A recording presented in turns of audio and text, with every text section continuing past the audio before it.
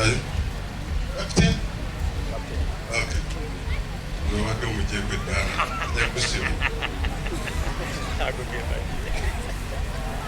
Captain Kukume, Commander, immediate commander. Oyo yabadde akulira Richard SFC Command, Special Force Command. Amazina Anyetakano Pesta Katuturi Uzarwana aha Richard Murumnanyi awakumanya obuzara dala beho ni mtuze myaka mingi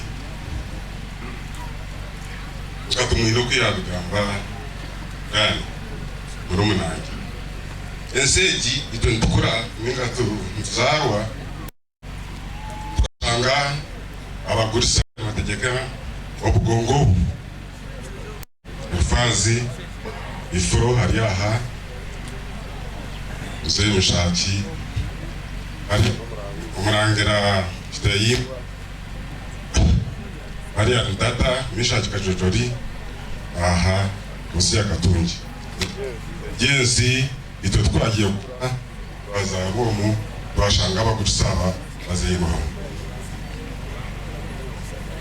so Richard nyotinda kuzira nawe munonga akakorana tumwine bashoma hamwe Ninjahi akurire akashanga nagira mu mahe byankura ngabo mwaka gwa kanshanju na kinana na mwenda banshanga Kongo bene byo tingishe kuza muno yankurata umucyango mbere ni mukunda munonga aho kuba umucyaro cyitwa nito tubetri abasirikare abakusaza hati kagama na woro akashatu tuinentebe kanisa ya tumene nagamba ha orwa mukaga sa miloka ngamara ya ati Richard bamwita owo binentebe kanisa tumene nabagambara ngweno kushasha kwangu kamenti gashasha namahe CDF kuramahe gashasha munonga miherion ferwa umwana mutonkogo wabakine omugashugomani mumeshu yitwa bazugu batine cyo bakumanyisa barukoronda barumuki Pastor Bugingo gumaseo aba bazigu bajya kututisa batongera bongeza imanye kubanonya obawulira batabeka mwenje batabawa ate batabantu abo mukasu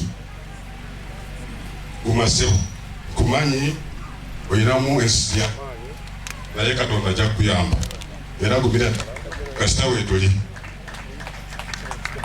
Updf yafewa ntegateka na Pastor Bugingo yafewa bokuba ogumwana bere yabere ku mwana we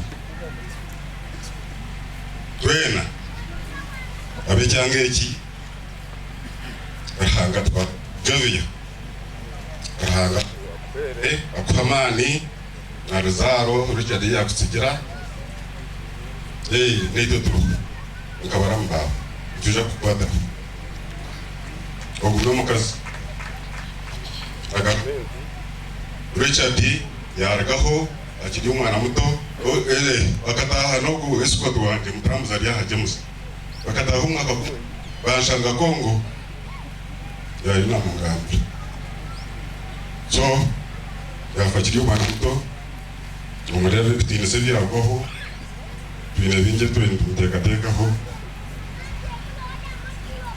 onka hanga yabikitse etwaferwa wasima abantu mwena nyuma ya maferwa mwena abaraga hari konkana government ne itomahe wa fero Richard yafa tutakirize ibito tugambire ibito tuganire na tumwe ebya tugombe konkana impamya tuja ku kubikomza wenu UPDF yaferwa mojo mtokogu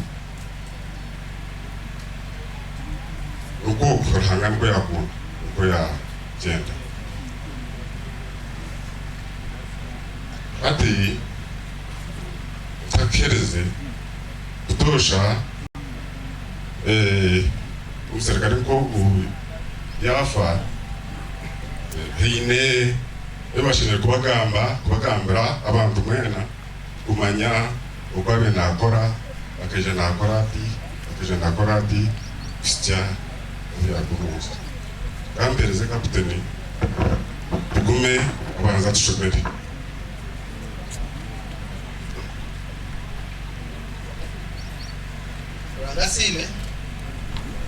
Rangasime bachemwe amazina ni Captain Moses Kugume ndagambe biji. I'll go straight to message ya Commander SFC on this message. Show me, then all the content is inside. The beloved family of late RA 1979-11 Okoro Mumuza M. Richard. On this message. Honorable Minister, local leaders, religious leaders, fellow mourners, officers and others of UPDF. I'm RO 13100, Captain Moses Kugume of Special Forces Command. On behalf of Special Forces, we regret the untimely death of our beloved comrade, the RA 1979-11 Okoro Mumuza M. Richard, which occurred on 3rd January 2024. The RA 1979-11 Okoro Mumuza M. Richard joined the army in 2005 and did his basic military training at Kaweta Recruit Training School, Nakaseke District. After training, he was deployed to Special Forces Command until time of his death.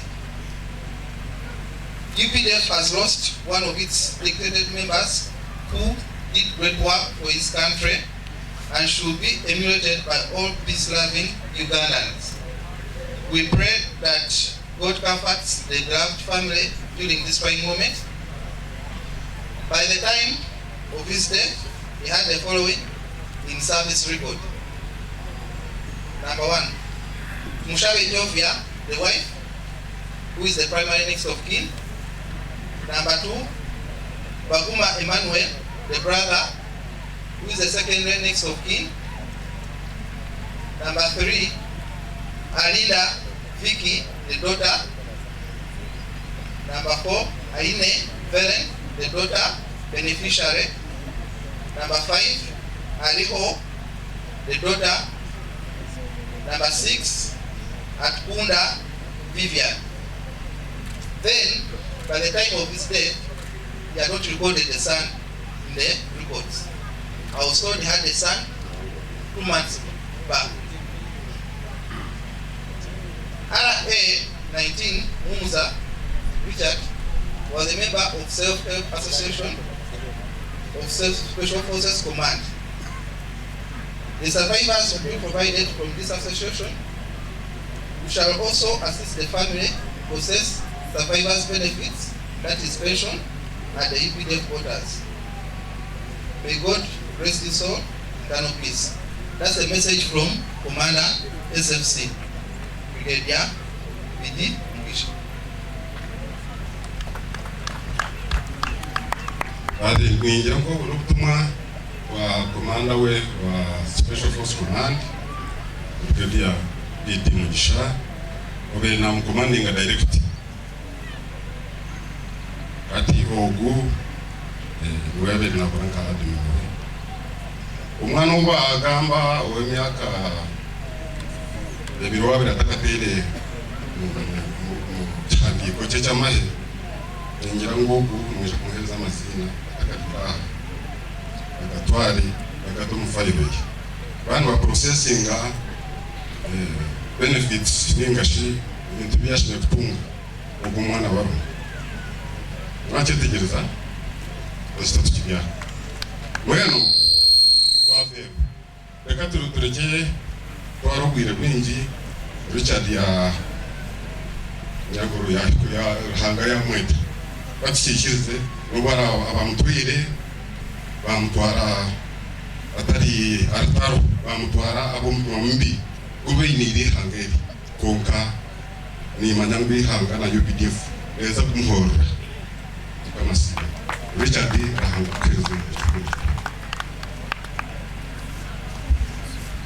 mpira